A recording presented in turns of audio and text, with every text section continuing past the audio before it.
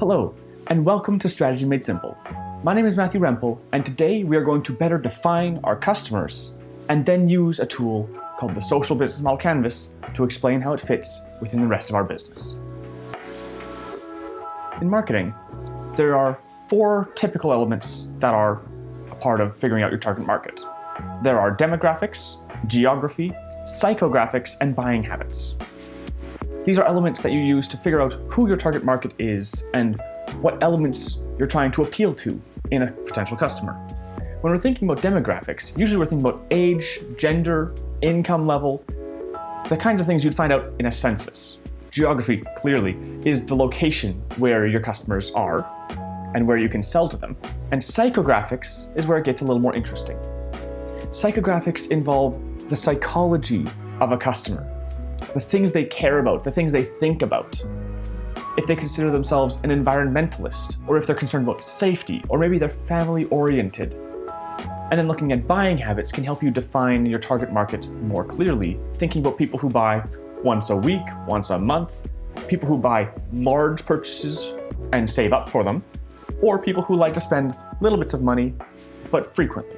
Buying habits can also change between people who prefer subscription services versus one-time purchases to have access to a tool, entertainment, whatever it is you're selling.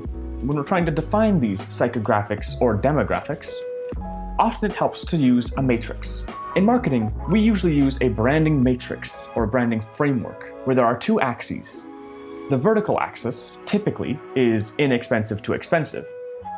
And then the horizontal axis tends to be some kind of psychographic element, whether it is status, environmental impact, or some other element that a brand might focus on. In the automobile industry, some common axes are environmental impact, fuel economy, or luxury status.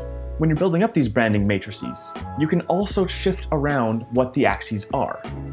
While the vertical axis is most commonly the price or the cost, you can use any element. And then typically, you'll try to find a space that is underserved. And if there is a space in your market that is underserved, where there aren't any companies that are focusing on that particular area, that might be a space for your company to stand out. Another example of how you can find your target market comes from Geoffrey Moore's Crossing the Chasm.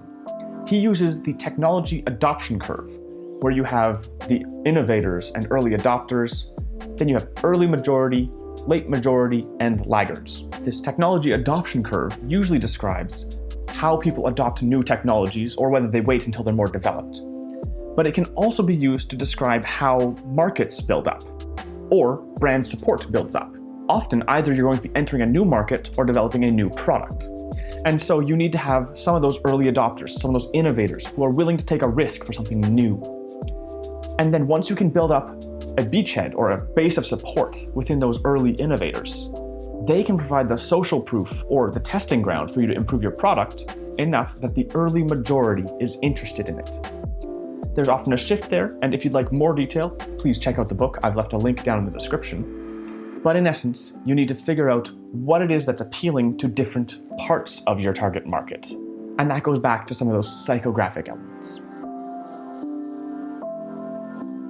Another valuable concept that you can use as you're trying to figure out who your target market is Seth Godin's minimum viable audience. Think for a moment, how many customers do you need for your business to be successful? Is it 1 million customers? Maybe 100,000? 10,000? 100? Maybe just 10. Depending on the industry, this is going to be drastically different. It'll also change based on whether you're selling to individuals or other companies or institutions. When you're choosing a target market, you need to be specific. Find that 0.1% of people that would be interested in what you're doing. The people who specifically want to support you. Your brand needs to be specific if you're going to be finding a target market. You can't sell to everyone, so choose who you're standing for. And there's a formula for figuring out the minimum number of customers that you need to break even. We're going to get into that in more detail in future episodes when we're going into the financials. But in essence, your fixed costs, or the things that you have that don't cost more when you have more customers, usually buildings, machinery, things like that, divided by a combination of the average amount of revenue you make per unit or per thing you sell, minus the cost it takes to produce each unit. With that, you will figure out how many sales you need to make, or if you're assuming one sale per customer, the number of customers you need to have. And that provides a baseline for how many customers you should be expecting to be appealing to. And of course, it always gets more complicated as you get into the details, but that's a baseline that you can work from. So think about that and think about how you can appeal to that small, specific amount of people. Another way to classify your potential customers is by class and income. There's a concept that I've been reading more about recently called the bottom of pyramid. This is a group of customers that are in the lower income levels, and it's bottom of pyramid because there's typically more of them in that category. And the bottom of pyramid group is where it's easiest to see social value being made. And if you're going to be creating social value based on who your customers are, the bottom of pyramid is the place to look. It's where there are lots of customers available, but often they have very low cash flow and they aren't able to save up for big purchases. If you can find a way to reduce their average monthly spending on a common product that they use all the time, and that can improve their quality of life, then you are well on your way to creating social value. And if you can loop in some other external social or environmental value at the same time, that's all the better. And there's a lot of potential in this kind of target market. For example, burn stoves. They sell charcoal burning stoves in sub-Saharan Africa. Because of the way the stoves are engineered, they use less charcoal to cook the same amount of food, which means it's cheaper to operate for the end customer, and it reduces the environmental impact because there's less charcoal being produced, which means less trees being cut down, and less charcoal being burned, which means less CO2 being released back into the air. Burn stoves are a win for the customer and for the environment because it reduces their average monthly expenses, and it's a positive for the environment. Now, we're about to get into our social business example, but there's one concept you need to know in advance of that. When we're thinking about social value made through the customer choice, there can sometimes be two distinct customer bases. You can have the customer base that funds the business, where you earn your profit. And there can be a customer base where you create your social value. And sometimes they are paying for drastically different things that are happening over the course of running your business. Grayston Bakery is an excellent example of this. They're a bakery located in New York State, and it's 100% owned by the Grayston Foundation, Inc., a charity.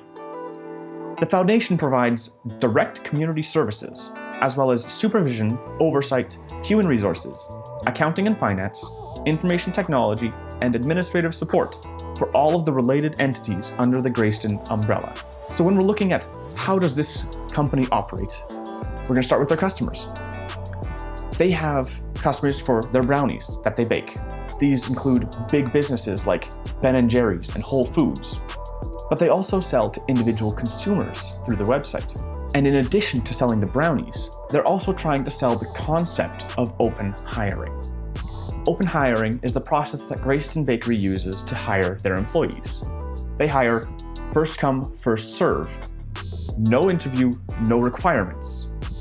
This means that people who are typically outside of the workforce are able to get in. They're able to get that entry-level job, and they might use that ability to go somewhere else later. And Grayston Bakery recognizes this. But more importantly, it's a space for people who otherwise can't get jobs to get back into the workforce, or to get into the workforce for the first time. In their value proposition, they provide tasty and consistent brownies, and they also provide open training programs through the Grayston Center for Open Hiring. The channels are typically web sales and business supply contracts. The relationships involve impersonal relationships with individual consumers and long-term relationships with other businesses. The revenue is primarily from sales of goods and supply contracts for other businesses, and their costs are mostly around real estate, machinery, training, salaries, and the cost of producing the goods. Their partners are their suppliers, purchasers, their Grayston Foundation and the Grayston Center for Open Hiring, as well as the government and the grants that the government provides. The activities that they do involve baking the brownies, shipping them for delivery, and training employees as the centerpieces of the business. And the resources that Grayston Bakery has include their brownie recipes, their industrial baking machinery, the HR processes, trainers, and employees, and the buildings within which they work. Another item to note is that the Grayston Bakery website has a prominent button allowing visitors to donate to the foundation. And in 2018, they received almost $4 million in donations. In 2019, almost $2.5 million. In running a social enterprise, it might be worthwhile to leave the door open to donations towards the social costs of providing social impact. Also, we're able to see the way this fits into their business because of their open and transparent way of revealing their finances. All of their audited statements are freely available on their website. You can go download them yourself if you'd like to take a look. And this is a great way to have more transparency in a social business. Thank you for joining us. If you found this episode valuable, please share it with somebody else. There are 10 spots available for a Strategy Made Simple social business modeling workshop happening on August 27th from 10 a.m. until noon Central Standard Time. If you'd like to sign up, there's a link in the description. I hope to see you there. A printable version of the Strategy Made Simple social business model canvas is also available for free through a link below. Strategy Made Simple content is available through videos, podcasts, and transcripts on our website. Do you have questions, comments, or concerns? Do you have ideas for future topics? Please email me, matthew@strategymadesimple.ca, or tweet at me, @MatthewRempel. Now, as you go to define who your ideal customers are, keep it simple.